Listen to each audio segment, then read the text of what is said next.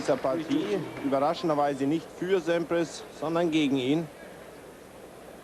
Sehr geduldig. Das gibt Auftrieb. 3-2 Bjorkman im ersten. Dann wäre ein Blick auf das Preisgeld, das hier in Key Biscayne vergeben wird. Stolze Summen sind das. 330.000 $ für den Sieger, knapp eine halbe Million. Egal wer hier heute das Halbfinale verliert, für den gibt es immer noch 91.000. Und da haben wir die Sieger der letzten Jahre. Wie gesagt, Sampras zweimal. Hier in den Anfängen Tim Majot, Miroslav Mecier.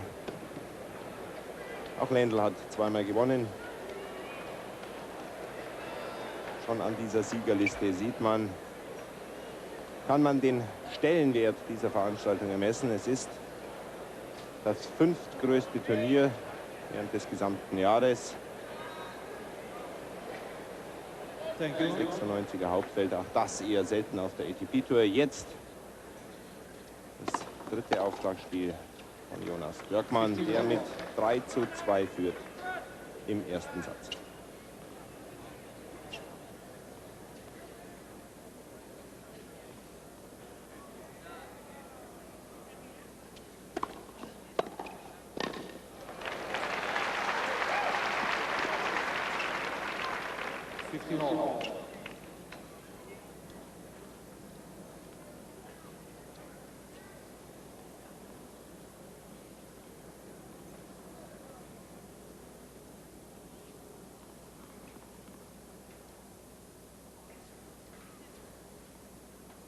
Einer der Bälle scheint nicht ganz in Ordnung zu sein. Das Ganze schaut sich jetzt auch der Stuhlschiedsrichter an.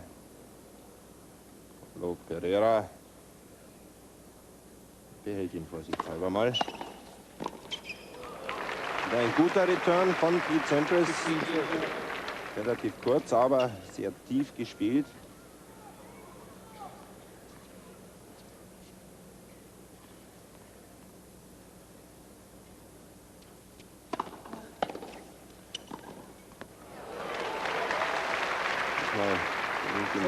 Und mit solchen Volleys hat er keine Probleme. Wie gesagt, im vergangenen Jahr einer der erfolgreichsten Doppelspieler auf der Tour. Zusammen mit Jan Appel nicht nur die ATP-Weltmeisterschaften gewonnen, sondern darüber hinaus auch 4 große Turniere.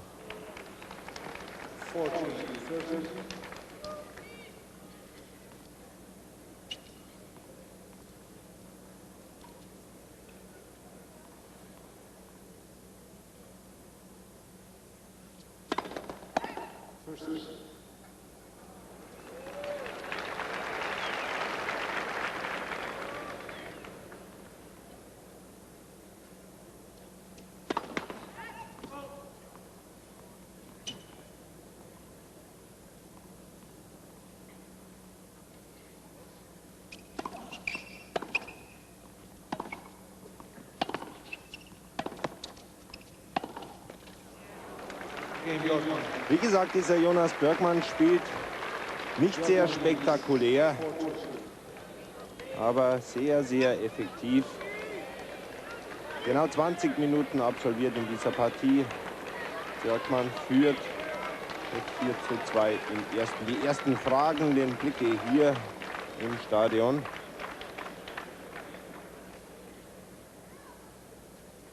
Bislang fast fehlerlos. Was man von Pete Sampras bislang nicht sagen kann.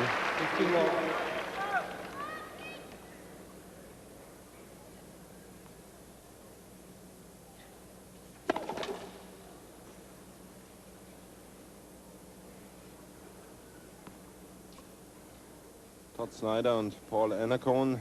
Der eine, Todd Snyder, Physiotherapeut der ATP. Paul Annacone, der neue Coach von Pete Sampras. Sampras hat sich nicht etwa getrennt von Tim Gullikson. Hier im Übrigen seine Freundin. Sondern aufgrund der gesundheitlichen Probleme von Tim Gullikson hat Paul Annacone in enger Zusammenarbeit mit Tim Gullikson zunächst mal das Training übernommen. Ja, der Mann, der mit Sampras jetzt reist.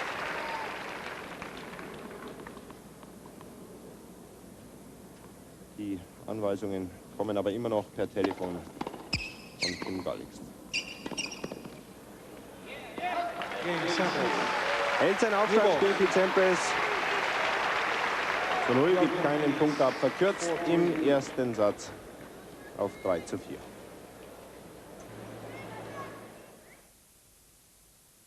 Stick lost to young American Michael Joyce. And Mark Woodford beat Courier for the first time in 4 attempts this year. Alberto, to his credit, is trying to become an all-court player. Jaime Isaga already is.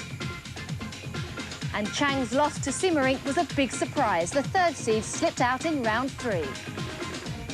Number 2, Agassi, is going from strength to strength. He got through to the semis without losing a set. There he beat Magnus Larsson, who will overtake Edberg as Sweden's number 1 after this week. And in the second semi-final today, we watched Pete Sampras take on the Swede Jonas Bjorkman.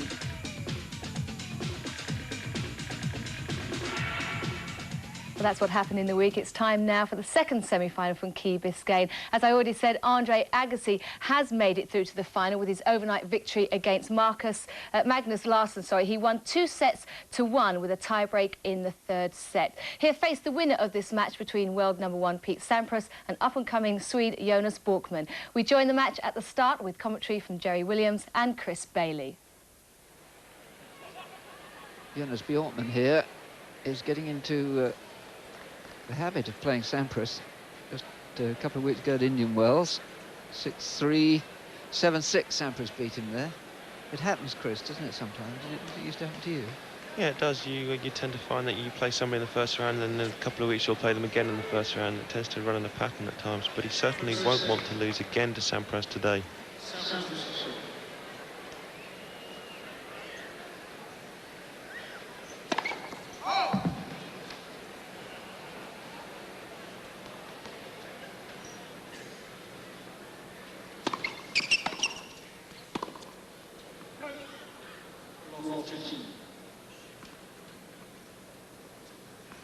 Although he's thought of as very much a doubles player, Bjorkman can cope with big serves because he's a very good returner of an early ball.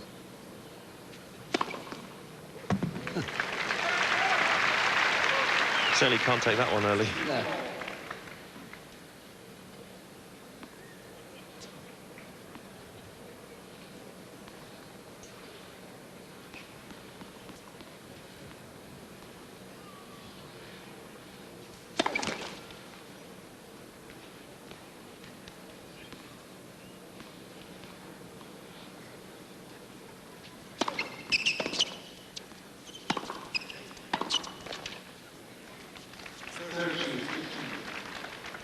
And the reason he likes to take an early ball and can cope with pace is because he was brought up on very fast Baltex carpet courts in Sweden as a boy.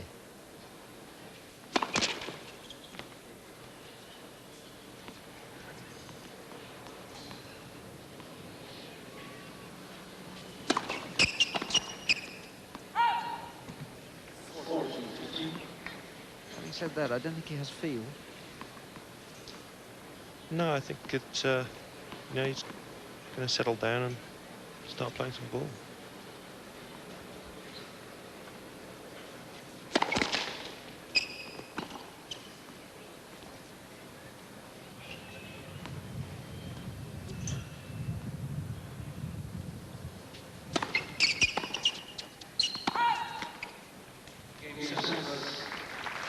Not very convincing start by Sampras, or indeed by Bjorkman. 1-love Sampras, best of 3 sets.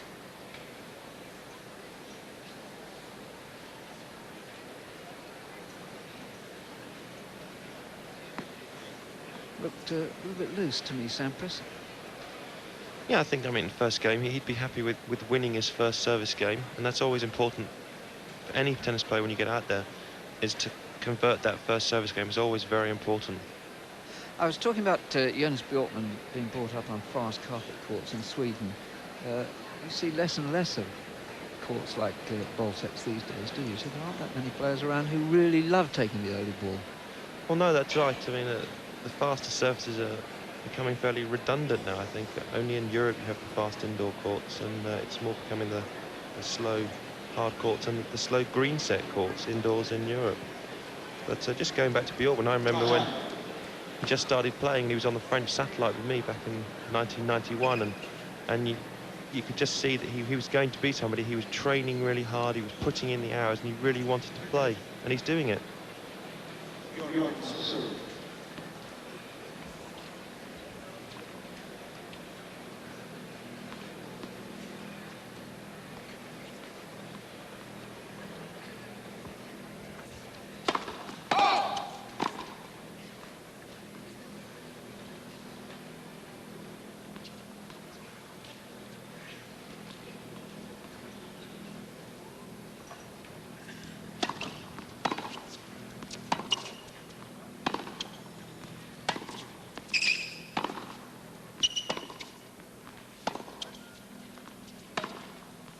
Yes, he needs to do that. He needs to hit the ball.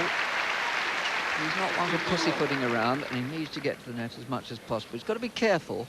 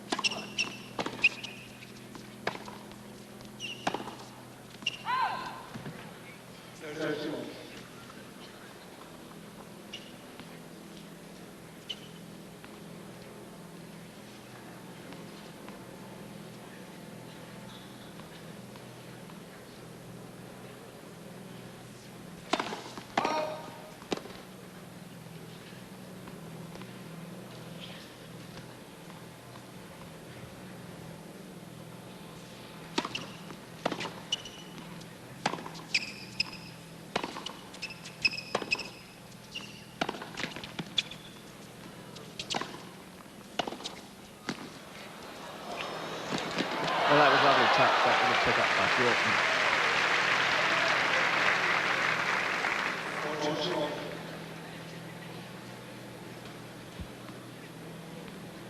This net cord really set up the point for Bjorkman. Hit a great approach down the line, kept the angles tight, and then lovely feel there. That shows that he's a good doubles player as well, which is what he's really known for.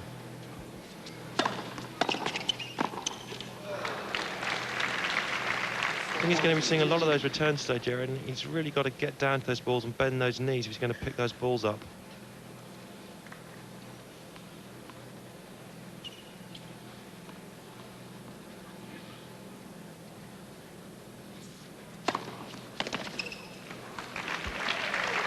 Good slice serve and a good opening service game. Very good opening service game indeed by Bjorkman.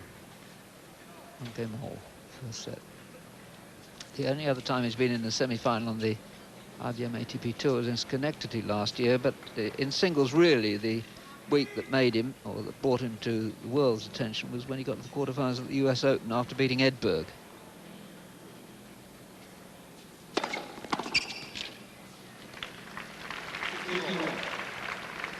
I think that certainly Jonas Bjorkman at the moment is a man that is very high on confidence. He's at a career high number 44 in the world. Once you're in the top 50, you know that you can play good tennis.